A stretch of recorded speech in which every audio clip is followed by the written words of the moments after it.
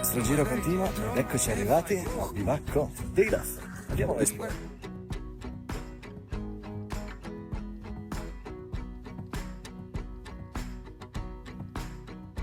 È permesso? Oh. Ah, ci sono, ci sono. Questo è il famoso bivacco dei Loff. Molto cozy, accogliente, piccolino. Com'è sopra?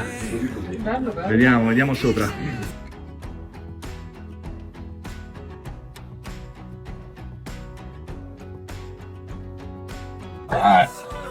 Strettino l'ingresso. Ed eccoci qua, questo è il soppalco dove in 6-7 si può dormire.